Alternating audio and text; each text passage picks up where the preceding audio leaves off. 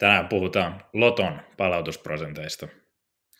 Lotossa palautus tarkoittaa sitä, miten iso osa panostuksista maksetaan takaisin. Tämä voi tapahtua yhdessä viikossa tai yleensä useammassa viikossa. Loton palautusprosentti on verrattain matala pelaajalle. Pelaajalle jää noin 4-50% pelatuista panoksista.